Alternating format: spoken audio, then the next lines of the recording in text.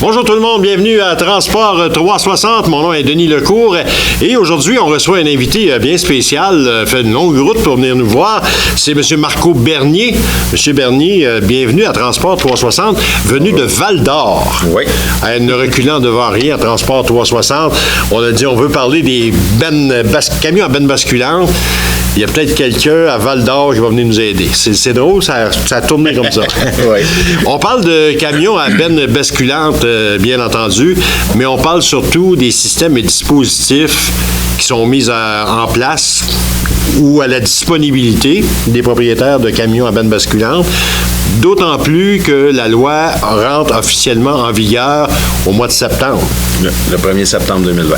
1er septembre 2020, mais ce qu'il faut savoir, c'est que c'est une loi qui a été votée en 2019. À l'Assemblée nationale, le 15 avril 2019. Parce que normalement, quand un projet de loi est adopté, on arrive avec une date butoir, puis à l'occasion, on peut avoir un prolongement. Là, on n'a pas pris de chance. On a dit, c'est parce que dans le monde du camionnage, on va prendre plus de temps, je ne sais pas. Mais là, 1 an et demi. Bien, ce qui arrive, c'est parce que il évalue entre 20 à 25 000 bennes basculantes au Québec à instrumenter. Fait que si on prendrait tous les garages ou quoi que ce soit, s'il y aurait donné un délai trop court, ben, il n'y a plus personne qui aurait repéré les camions ou quoi que ce soit. Tout le monde se serait mis uniquement là-dessus, simplement. Fait qu'ils ont donné un peu de temps. Mais là, c'est important parce que la compagnie s'appelle Clairol Canada, ouais, qui fait, on appelle ça des box alertes, c'est des alertes pour les bennes levées. Pour les bennes levées. C'est tout le temps plus dur en français, mais c'est le fun de le dire aussi. Puis là, vous n'êtes pas né l'entreprise en même temps qu'il a commencé à avoir des accidents à répétition avec des bennes basculantes. C'est une compagnie qui existe depuis longtemps. Oui, exactement. Clairol existe depuis 1995. C'est inventé, fabriqué à Val-d'Or, en Abitibi. Un produit québécois qui sont rendus dans 44 pays. On a tout le temps fait des balances embarquées pour camions, mais on a toujours eu l'ouvert d'esprit à développer davantage. Nos balances font beaucoup plus que des balances. Donc, nous autres, ça fait déjà 4 ans, avant même que le gouvernement parle de sortir ça, qu'on avait déjà développé un système d'alarme de benne levée. Non seulement pour la benne, mais on supervisait même le panneau, les crochets et un système complet. On va revenir dans le détail, mais juste pour mettre en perspective, on dit c'est pas parce que le gouvernement a voté une loi que le produit est devenu disponible. La question que je serais tenté de poser à ce moment-ci, c'est avant l'adoption du projet de loi, à partir du moment que vous avez commencé à le commercialiser, ce produit, est-ce qu'il y avait beaucoup de ventes? Est-ce qu'il s'était demandé beaucoup? La demande, est-ce qu'elle était là? Non, pas énorme. Tant qu'il n'y a pas rien qui se passe, on n'a pas besoin. Ouais, ceux qui en voulaient peut-être un peu, c'était plus ceux à qui il leur arrivait justement des petites choses, puis la majorité, c'était pas vraiment plus pour les bennes levées, c'était plus pour le panneau. Le gars, il allait chercher du grain à meunerie, il avait pas fermé ses crochets, il s'en rendait compte qu'il y avait comme 3 km de grain un peu de répandu dans le rang de gravel. Je pensais que c'était des semences. Ouais, fait qu'à ce moment-là, il y en a. C'est pour ça qu'on a sorti le 3 points aussi de vérification, le crochet, panneau et la benne, pas juste la benne. Avec la demande des clients, on a tout le temps été à l'écoute d'eux autres. Fait que ceux qui avaient besoin, ils étaient bien contents qu'on soit là pour faire tout ça. Là. Parce que, tu sais, Marco, c'est un petit peu comme je parlais avec un de nos amis ici de Transport 360 récemment. Tant et aussi longtemps qu'il n'arrive pas quelque chose, il se produit rien. C'est drôle de le dire comme ça, mais tu regardes les médias d'information, ils parlent du monde du transport quand il arrive un accident. À part de ça, il n'y a pas de beaucoup. L'utilité du monde du transport, je m'en vais vers là. Maintenant, je vais te demander à toi, Marco, est-ce que tu comprends qu'on peut oublier, oui, dans certains cas, ou qu'on peut rouler avec une benne levée sur une autoroute? Moi, c'est de la misère à la comprendre, celle-là, mais peut-être quelqu'un va me l'expliquer. C'est peut-être censé aussi. Là. Moi, je te dirais que je suis pas camionneur, mais d'avoir parlé avec tous les camionneurs que je connais ou quoi que ce soit, c'est 50-50. Il y en a qui, puis comme moi, qui étaient surpris au début, puis il y en a qui sont tous surpris, puis qui se disent ça se peut pas. Comme il y en a d'autres qui se disent non, tu t'en rends pas compte. Ça tire égal dans le vent, ton camion va égal. Fait que c'est 50-50, c'est partagé pour cette opinion. Mais j'ai de la difficulté, moi, à croire dans le vent, le phénomène, pas d'aspiration, mais le phénomène de couper le vent, qu'on peut pas le sentir. C'est difficile à imaginer. Je sais pas que j'y crois pas, je dis que c'est difficile à imaginer. Moi, je pense que dans la majorité des cas, les gars, Il était fatigué, voilà. Ça pourrait être... parce que pourtant, ils ont des logs, la même chose que le camionnage régulier. Ils ont des heures à respecter, la même chose dans les camions à benne basculante. C'est-tu tout respecté? Ben, je te dirais qu'avec même à Val-d'Or? Je te dirais qu'avec la connaissance que j'ai du marché, là, ils vont être obligés d'avoir des logs électroniques dans les camions. Oui, c'est la nouvelle réglementation. Parce que moi, de ce que je sais, ce que j'entends ou quoi que ce soit, là, les logs manuels, il y en a encore énormément qui travaillent. Ouais, mais ça, c'est normal un petit peu. Où il y a de l'âme, il y a de l'hommerie. Exactement. Comme pourquoi qu'il y en a qui n'en avaient pas, ben il y en a qui... Des bennes levées, avant que ça sorte, il y en a qui en avaient. Il y en a qui étaient conscients puis qui en voulaient, puis qui ne voulaient pas que ça leur arrive un accident. Comme il y en a d'autres qui ne voulaient rien savoir. Le gouvernement, il était obligé de sortir, de l'obliger pour tout le monde. De l'obliger. Ben là, il y a eu des accidents. Écoute, c'est 13 accidents majeurs avec des bennes basculantes.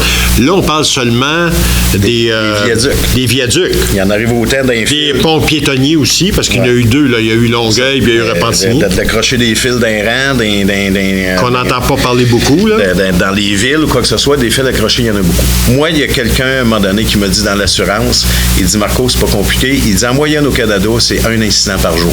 Pas juste pour la benne levée, mais aussi le panneau qui est ouvert puis que le chargement se décharge sur la route ou quoi que ce soit.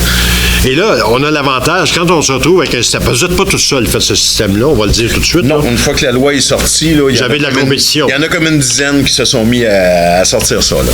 Mais il y a différentes composantes ou fonctionnalités qui peuvent différer d'un à l'autre, puis c'est là que ça devient important de faire le bon choix dans le marché. Mm-hmm. Et ensuite, en sous-question, je dirais, est-ce que cette obligation-là, parce qu'on a une loi au Québec, est-ce que cette loi-là, elle est pan-canadienne maintenant? Non, elle est seulement au Québec, ce qui veut dire que... Ça veut dire qu'en Ontario, ils n'oublient pas de baisser la benne. L'Ontario regarde déjà pour embarquer là-dedans. Okay. Si l'Ontario embarque, je sais que le Nouveau-Brunswick va embarquer aussi déjà avec les contacts que j'ai des ministères. Puis, écoute, là, je crois que le reste va suivre. Vancouver aussi, le ministère Colombie-Britannique. Pas mal tout le monde regarde le Québec aller pour s'enligner là-dedans. Mais là, peut-être que je me trompe. C'est sûr que c'est un projet de loi, mais le projet de loi, il est appliqué par la SAC.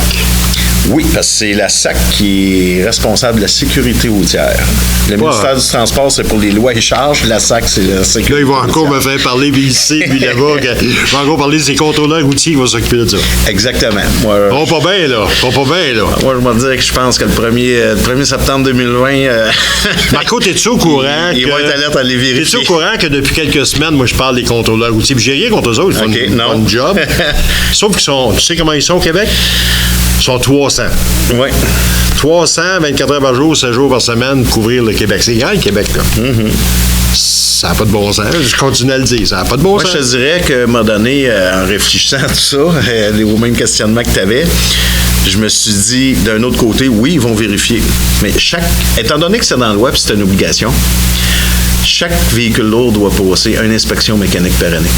Okay. Donc, vu que ça va être obligatoire, le gars ne pourra pas se faire accréditer pour son inspection mécanique s'il ne l'a pas, étant donné que ça va être rendu obligatoire.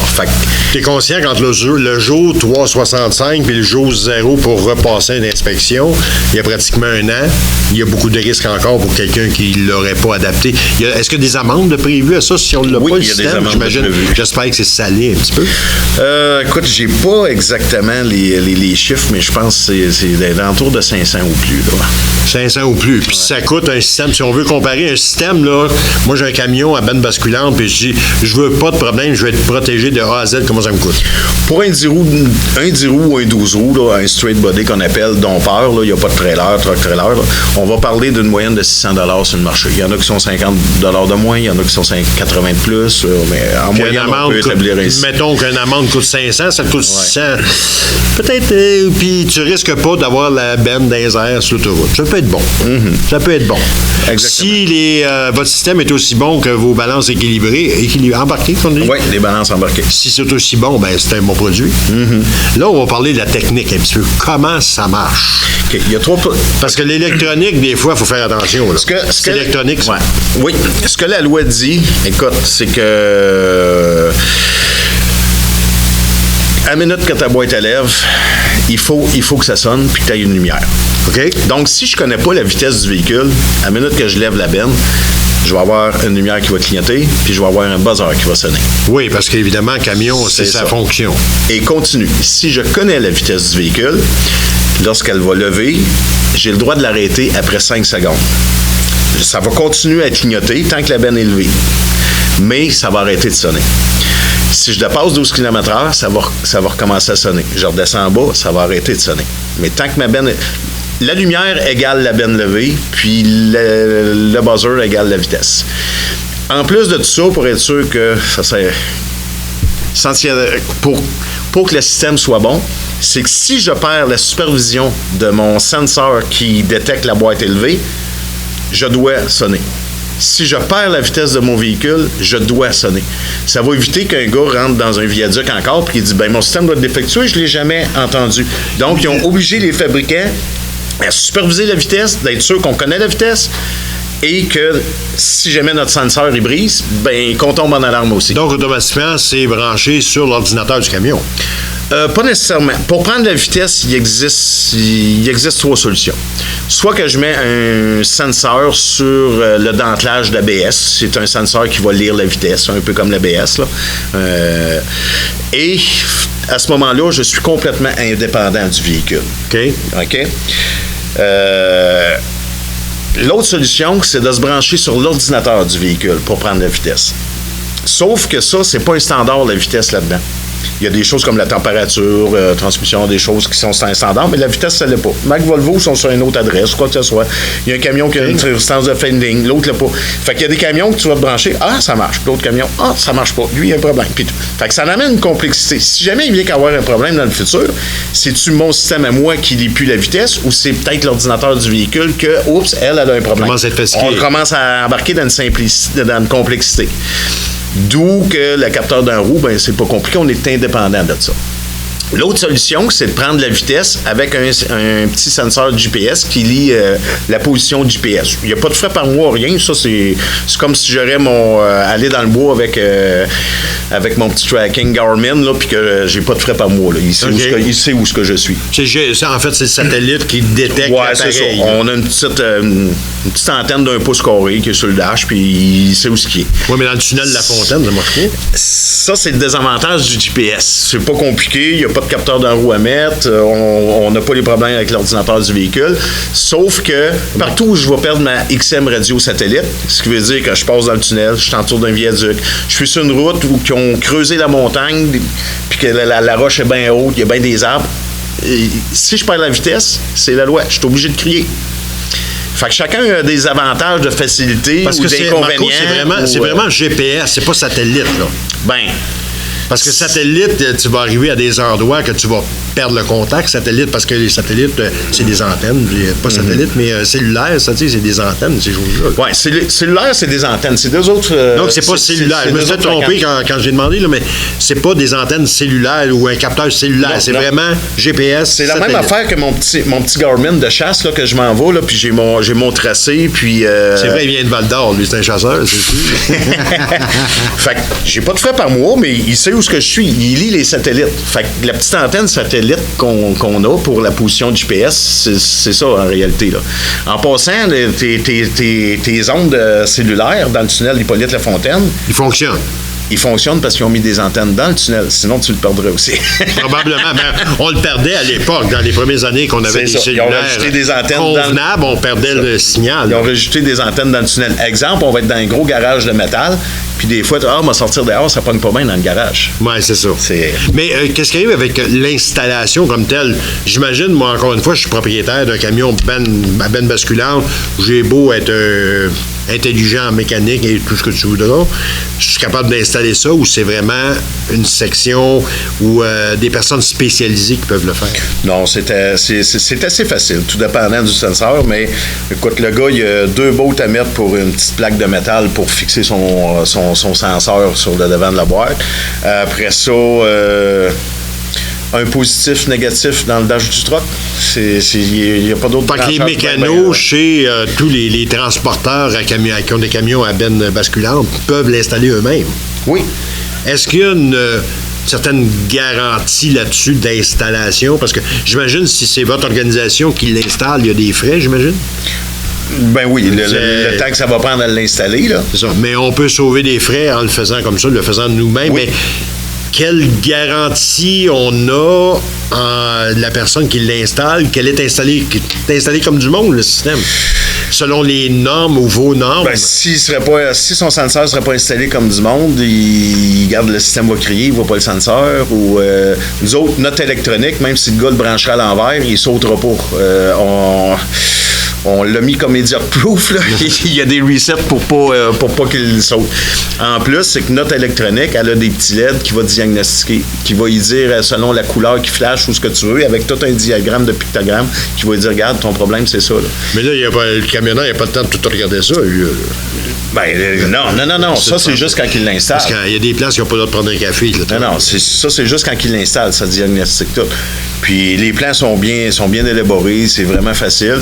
Puis dans le pire des cas, on a... Vous avez un support technique. Cléral a fait sa réputation sur le service et le support. Mais là, en termes de... Je dis bidule, j'ai envie de dire bidule, mais c'est pas le bon mot, mais tout le monde va appeler ça bidule.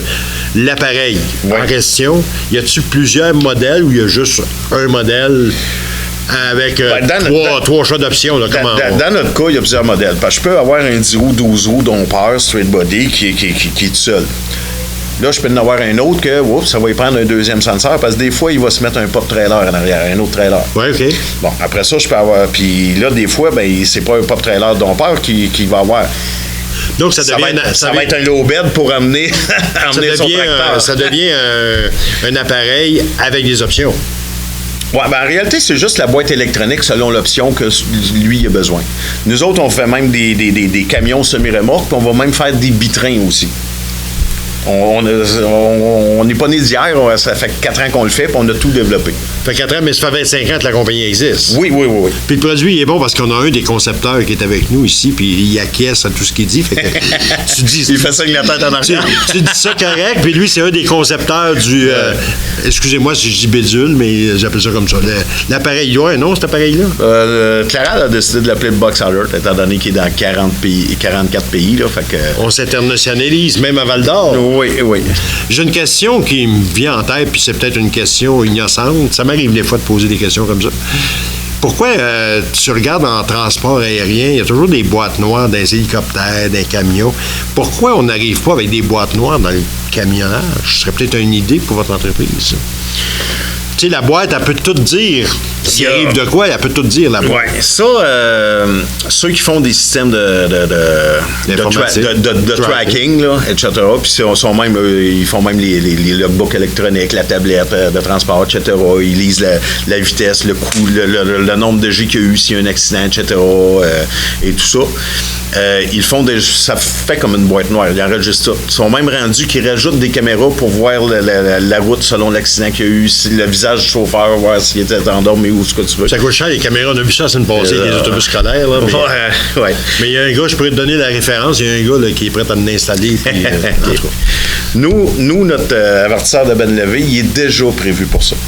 On a déjà le port de communication dessus pour donner l'information à ceux qui font tout ce tracking-là, de la flotte ou quoi que ce soit, de donner l'information, la benne est élevée ou non, etc. Puis tout. Fait que cette information-là, on est prêt à leur donner. Mais ce système-là, c'est juste un buzzer puis un témoin lumineux. Il n'y a pas personne qui te parle là, comme un GPS. Là. Non.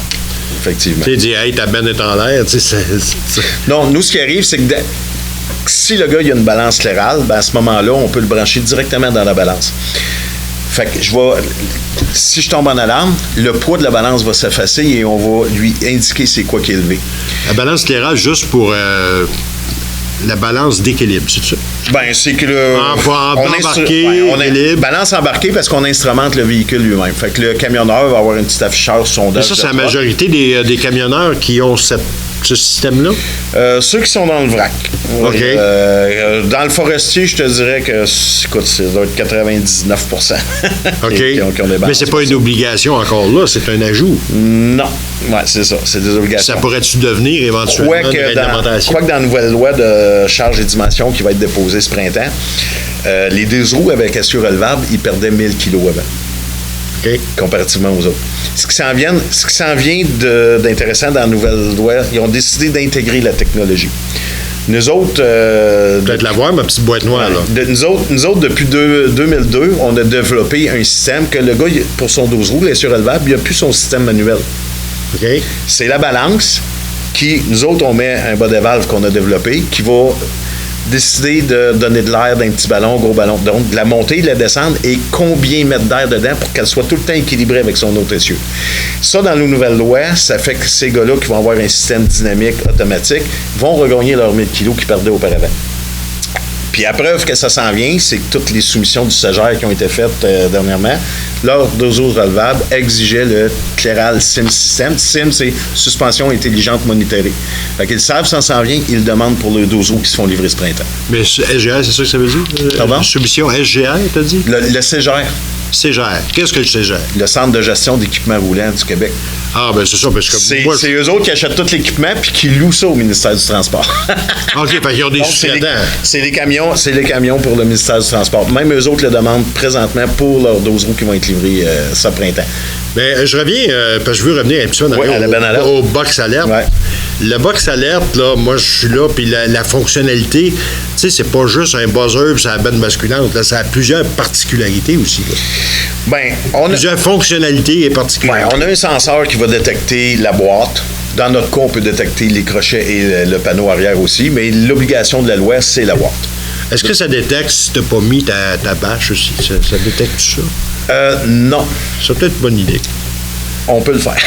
Ah, non, mais c'est parce qu'il y a encore des bérets, pour employer l'expression de mon ami, là, qui ils vont arriver chargés, puis ils l'ont pas mis, la bâche. Ben, effectivement. Quand tu suis un camion comme ça, c'est pas drôle.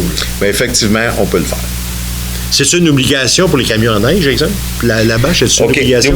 C'est pas une obligation, ça? L'obligation dans la loi, ils disent tout véhicule qui, la benne levée, atteint 4,15 mètres. Fait que je peux même avoir un pick-up 5,50 qui est un 6 roues, que la boîte à lèvres, si j'atteins 4,15 mètres, je suis obligé de l'avoir. La toile? Non. Mon avertisseur de benne levée. Mais la toile, tu dis que ça pourrait s'adapter le système pour détecter si tu as mis ta toile quand tu es On va mettre un senseur pour savoir si les bras sont en avant ou sont en arrière. Là, on me confirme qu'ils ne sont pas obligés, avec la neige, ils ne sont pas obligés de mettre la bâche. On me le confirme, mon ami Steve, qui est pas tellement loin, surveille ça de proche, voit si on dit des choses qui, des fois, parce qu'il connaît la loi un petit peu. Hey, nous, on va s'arrêter quelques instants pour la pause, parce qu'on était parti sur une ligne, mon ami. On va s'arrêter quelques instants pour la pause. On est de retour dans quelques instants en compagnie de Marco Bernier. Oui. Je ne veux pas me tromper, parce que des fois, je dis mélanger. Marco Bernier qui est avec nous. On parle évidemment des camions à benne basculante et les dispositifs qui deviennent obligatoires à compter du 1er septembre prochain. Demeurez avec nous, on est de retour dans quelques instants. Cette émission vous est présentée par Cléral Canada. L'avertisseur Box Alert est un dispositif qui assiste le conducteur dans l'utilisation d'une benne basculante et l'avertit au moment opportun de toute situation dangereuse ou irrégulière. L'appareil est constitué d'un afficheur et de capteurs ultra résistants et fiables qui supervisent la position de la benne, l'état des loquets du haillon et la position du haillon, selon la direction et la vitesse du véhicule. Dès qu'une anomalie se produit, l'alarme visuelle et sonore se fait entendre et le moniteur indique le problème à l'écran. Merci à Cléral Canada. De retour à Transport 360, Denis Lecault en compagnie de Marco Bernier de la compagnie Cléral Canada. C'est ça, juste d'un trait. Hein? On dirait que je me suis installé un box alert moi, pour être sûr de ne pas me tromper. Hey, on parlait un petit peu pendant la pause, puis il y a des sujets importants qui sont importants, des choses à souligner. Parce qu'on a parlé tantôt Québec, Canada, ces choses-là. C'est important de mentionner que dans la loi, c'est prévu, tu me corrigeras si je me trompe de la façon que je le dis, que si un camion vient de l'extérieur du Québec, donc de l'Ontario, avec un camion à benne basculante, tu es obligé d'avoir un système. Là. Oui, effectivement. Puisque au Québec, c'est obligatoire. Fait que même s'ils viennent de l'extérieur, puis ça, le SAC l'a bien mis dans ses questions-réponses, c'est écrit bien clair. Un camion qui va rentrer au Québec va être devoir muni. La seule exception un peu qu'il y a, puis ça a été questionné avec l'expérience d'un client qu'il y avait ça, c'est que lui, s'il engage des brokers en français, des sous-traitants, pour emmener ces remorques d'un endroit à l'autre, qui sont chargées.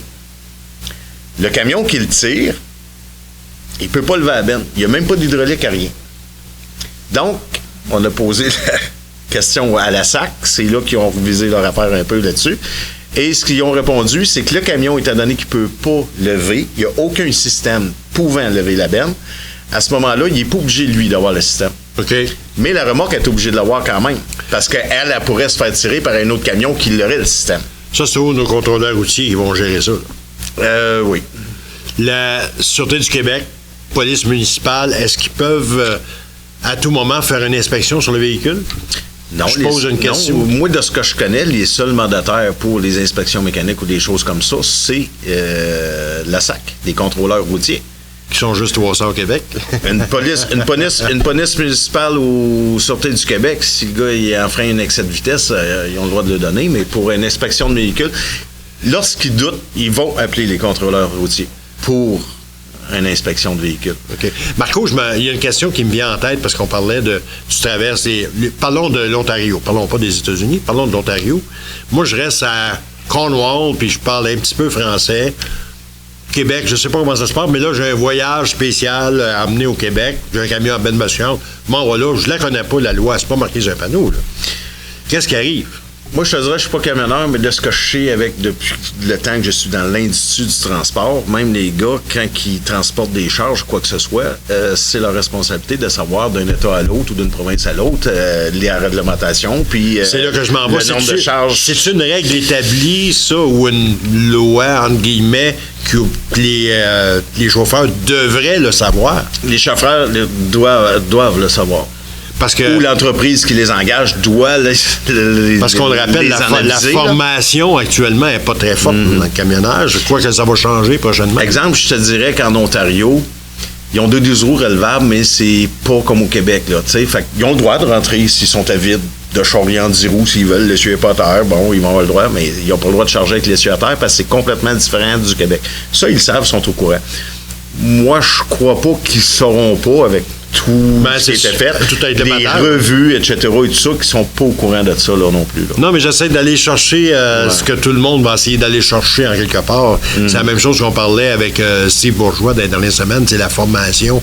Là, ça s'en vient, la formation, mais préparez-vous, là. C'est sûr que le gars qui est routier conduit des camions à benne basculante depuis 15-20 ans, il ne sera pas obligé d'aller en formation, je pense pas, en tout cas, là. Mais les nouveaux camionneurs vont devoir s'y conformer, là. Ça, c'est important. La formation, c'est la même chose que pour installer le box alert. Si t'as pas une formation, t'as pas rien. Ça va pas bien, là. C'est vraiment pas compliqué à installer. C'est tout jamais compliqué, mais quand ça tombe dans l'électronique... les gars, ils jouent pas à l'électronique. La seule chose qu'ils ont à installer, c'est un senseur qui lit la boîte, puis il y a un positif, négatif. Tu sais, tout le monde magasine chez Ikea, c'est pas compliqué, c'est facile. Moi, je suis pas capable. J'haïs ça, mourir.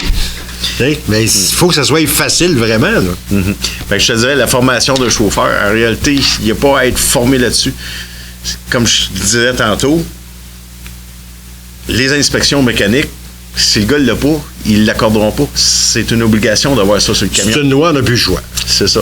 Dis-moi maintenant, si moi, je suis un fabricant de boîtes de camions à benne basculante, est-ce que je peux fournir le système en même temps ou c'est le véhicule dans son entité totale qui doit être muni? Un fabricant pourrait décider de, mettons, approcher Claral puis dire, regarde, moi, je vais t'acheter un système parce que je veux le fournir automatiquement en vendant une boîte. Sauf que sa boîte, elle va pour un 10 roues, 12 roues tout seul ou qui traîne un pop ou c'est... Fait qu'idéalement, c'est pour un camion déjà assemblé. C'est ça que je comprends? Ce qui arrive, c'est que justement, c'est beaucoup plus les équipementiers qui vont monter la benne sur le camion, le cylindre, etc., qui, eux autres, les installent en réalité. Parle-moi de ça, équipementier. Pour ceux qui ne connaîtraient pas ça, un équipementier, qu'est-ce que ça fait, un équipementier?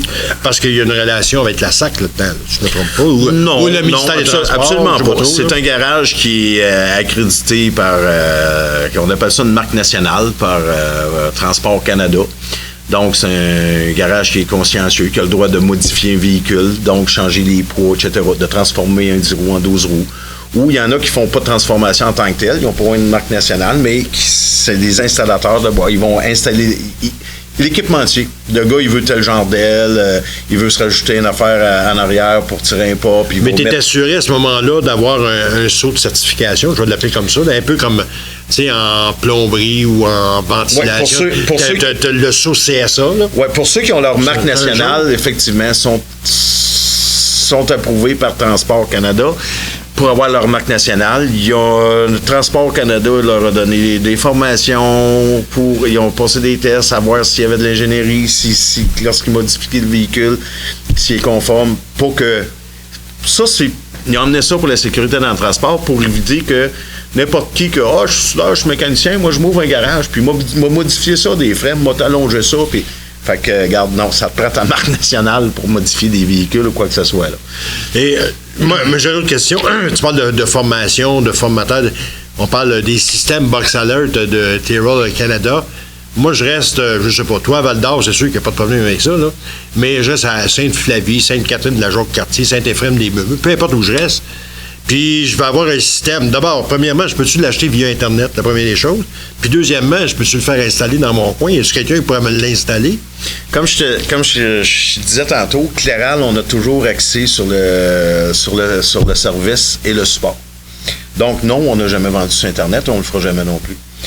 Sauf que, pour donner du service et du support, c'est pas un gars de Montréal qui va partir à Gaspé ou à Havre-Saint-Pierre. Juste au Québec, j'en ai 26 dealers. OK. Détaillants. Il y en a 78 dans mon Canada. Fait que même, oui, à Havre-Saint-Pierre, j'en ai un. Dans Gaspésie, j'en ai 3. Côte-Nord, j'en ai 4. Il y a du monde partout. En dedans d'une heure et demie, là, partout au Québec, il y a un détaillant éclairable. Ça, c'était ma prochaine question. En dedans de combien de temps je peux avoir quelqu'un? Puis tu as répondu en même temps, 1h30. Donc, c'est pas si mal. Mais quelqu'un veut l'acheter, parce qu'on parle d'Internet. Là, c'est la folie depuis quelques temps. Amazon, tu as besoin. Va sur Amazon. Je peux-tu trouver ça sur Amazon? Sur Internet, ça se trouve dessus. Moi, on n'a jamais. Non, on n'embarque pas là-dedans. Écoute. Je veux pas que tu fasses de la publicité pour les autres. Non, mais on a un site Internet. Tout le monde peut voir le détaillant ou SQ ou quoi que ce soit. Ou quand il appelle chez Claral Canada, t'es de quelle région, etc. Puis tout. Je prends tes coordonnées. La personne de ton coin te rappelle. Ça sera pas long. Donc, la personne a le service dans son entourage. Il peut l'acheter et l'installer lui-même quand même, mais s'il a besoin de service, il va l'avoir, il ne sera pas loin, il va être là sur le support. Mais si je suis à Havre-Saint-Pierre, je paye-tu le même prix que le gars qui est à Val-d'Or ou à Rouen ou à Alma, je ne sais pas. Oui. C'est le même prix partout. Je peux pas éviter que le gars de Gaspé va peut-être le vendre 25$ plus cher parce que, écoute, ça lui a coûté du transport pour l'avoir ou quoi que ce soit. En autant que ça ne va pas par voie ferrée. Habituellement, là, les prix ne bougent pas. On est pas mal tous dans les mêmes prix. Tout le monde se tient les prix. Oui. Hey, j'avais une dernière parce que ça avance vite le temps quand même. Hein, c'est le fun, c'est intéressant, c'est technique. Il y en a qui connaissent ça, il y en a qui connaissent moins ça. Puis là, c'est pour ça qu'on a essayé de poser des questions peut-être un peu plus tordues pour plusieurs, mais l'information est là pour tout le monde. Puis c'est l'objectif de l'émission, c'est d'informer tout le monde en général sur les différents systèmes, les différentes réglementations. La question que je me pose, parce qu'on entend de plus en plus parler qu'il va y avoir une nouvelle réglementation, c'est en marche, je pense, concernant le transport des terres, des sols contaminés. Oui. Il y a quelque chose qui s'en vient là-dessus. Je pense que le système peut avoir un rôle important à jouer là-dedans aussi. Bien, ce qu'ils veulent exiger au départ, c'est un système de traçabilité. Fait que les véhicules... Système de traçabilité. Autrement dit, pour être capable de voir où tu es. Ce qui veut dire que le camion qui va être autorisé à faire de la terre contaminée va devoir, jusqu'à date, écoute, ils sont encore en train de travailler là-dessus, mais ce qu'ils parlent jusqu'à date, c'est qu'il y ait un tracking, un système de tracking sur le véhicule, qui sache du point de départ à point d'arrivée, où est-ce qu'il est arrivé, etc. Les chauffeurs aimeront pas ça. S'ils veulent contrôler pour pas que le gars il aille déverser la moitié de son voyage ailleurs, puis tout, ou quoi que ce soit. Donc, on se dit, c'est bien beau la traçabilité, mais si j'arrête à quelque part, puis je me vide un petit peu à moitié à quelque part, puis je m'en vais, puis j'en ai moins emmené, ou... Donc, ça peut arriver, ça? Ne pas mettre au défi quelqu'un qui... Il y en aura toujours. Mais donc, c'est ça, c'est qu'avec la benne levée, on sait si elle est levée aussi. Encore là, le gars pourrait reculer quelque part, puis ouvrir son panneau, puis il en venait un peu, même s'il veut pas boîte, je sais pas. D'où notre pensée, nous, de vérifier le 3 points aussi. La benne, les crochets et le panneau. Ça certifierait à 100% que le gars, il est parti d'un point du point A au point à B. un autre point. Il n'y a jamais rien qui s'est ouvert. C'est sûr qu'il n'y a pas de... Puis il a mis sa bâche, puis tout est correct. Exactement. Est-ce que cette loi-là, ils font juste en parler ou ça va être en vigueur? Ou c'est... Écoute, au gouvernement, des fois, regarde, la loi échange de dimension qui se dépose ce printemps, là, ça fait 6 ans qu'ils voulaient la déposer. Ils ont vécu la grève des juristes. Après ça, il y a eu des changements de gouvernement. Ça leur a pris 6 ans, là, puis ils vont la déposer. Ils ont eu bien des affaires de retard, changement etc. de gouvernement au niveau des lois, il y a toujours les fonctionnaires qui ont... Ben, quand la CAQ est rentrée, ils étaient sur le bureau. Ils ont entendu, ils l'ont pas donné au ministre du Transport qui était là parce qu'il savait qu'il y avait les élections. Fait qu'ils disent, on va attendre pour le donner sur le bon bureau à celui qui gagne. Fait que juste ça c'était une autre affaire qui a retardé de 6 mois, qu'il donne. Là, lui, il faut qu'il le regarde, qu'il l'approuve. Il lui reste 2 ans et demi là, pour le ministre. Non, c'est ça. Fait que c'est toutes des affaires que ça a fait que ça l'a retardé, là, mais moi, de ce que je sais, ils veulent le déposer. Là, mais est-ce qu'on a déjà des échos du milieu du transport à ce niveau-là? Oui. La nouveauté qui s'en vient là-dedans, c'est qu'ils sont d'accord à intégrer la technologie dans les contrôles. Ce qu'on va appeler de la mécatronique. On va contrôler la mécanique avec de l'électronique. Le meilleur exemple, c'est les 12 roues RSE relevables. Ils ont droit à 1000 kg de moins que ceux qui sont fixes à terre. Donc, si le gars, il n'y a plus de contrôle manuel là, dans sa boîte. On met un genre de bas de valve que nous autres, on a développé depuis 2003, c'est lui qui, avec la balance, sachant les poids du véhicule, va décider de dire je monte ou je descends l'essieu et combien d'air je mets dedans pour m'équilibrer. Donc, ce qu'on appelle un SIM, suspension intelligente monitorée. Donc, le gouvernement va allouer que ces 12 roues-là avec essieu relevable, avec un système dynamique de contrôle d'équilibrage autonome, ils vont gagner leurs 1000 kilos.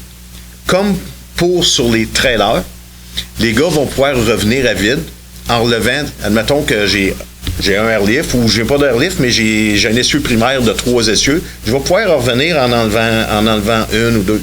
Donc, en général, ils sont d'accord avec ça, le monde. Oui, c'est ce qu'ils vont appeler les essieux délestables. C'est que mon essieu porte 9000 kg, mon trailer à vide, il en paye 6000. Pourquoi je reviendrais avec 3 sets de roues à terre? 3 essieux à terre. Ouais. Je vais avoir le droit d'en relever une. Premièrement, ça va me faire économiser 4 tailleurs par année, ou deux à large bande, moins de roulement des bearings, etc., mais moins de terrain aussi, économie d'essence. Fait que c'est un tout qui rentre dans leur calcul carbone en réalité. Moins de pneus, économie d'essence, fait qu'ils embarquent dans les technologies de même. Et tu vois ça un jour, des camions électriques? Il y en a beaucoup, puis il y en a une très bonne entreprise ici au Québec qui développe énormément ça. Il y a une compagnie, même à déchets, qui a commencé, je crois que c'est Ion, la compagnie, qui ont commencé à, je pense qu'il y en a 25 ou 30 mais déjà d'unités ou quoi que ce soit. Puis ont-tu des box alert dessus? S'il y a une bonne levée, il va être obligé. Ben écoute, Marco, ça a été fort intéressant. Je pense qu'on a fait pas mal le tour de la question. Ce qu'il faut retenir maintenant, c'est qu'à compter du 1er septembre prochain, 2020. C'est obligatoire, les systèmes de contrôle. Est-ce qu'on dit les systèmes ou c'est... parce que ça n'a pas déterminé un système en particulier, un système d'empêchement de lever les bennes, je sais pas comment ils l'ont appelé, le projet de loi. Là. C'est... eux autres, c'est un avertisseur de bennes basculantes. Donc, ça rentre en vigueur à partir du 1er septembre 2020. Oui. Si on vient de l'extérieur, on ne peut pas venir au Québec si on ne l'a pas. Non. À minute qu'on met un pied au Québec, c'est la loi du Québec, donc on est obligé de l'avoir. Puis on développe la boîte noire des camions dans le monde du camionnage. J'aimerais bien ça. Mais il y en a qui ne seront pas d'accord, mais ça, c'est pas grave. Hey Marco, c'était un plaisir. Ben, merci. Merci beaucoup d'être venu. On te souhaite un bon retour à Val-d'Or. Bonne tournée au Québec avant, parce que une petite tournée ici dans le bas du Québec pour toi. Ça a été très agréable et moi-même, j'ai appris beaucoup de choses, puis je suis très heureux d'apprendre des choses. Et si ça a pu vous servir, bien, on en est très heureux également. Ça complète notre émission pour cette semaine. Mon nom est Denis Lecourt. Au nom de toute l'équipe, on vous dit merci d'avoir été des nôtres. On vous rappelle, dans vos déplacements, soyez prudents. On aime beaucoup mieux parler avec vous que parler de vous. Salut tout le monde.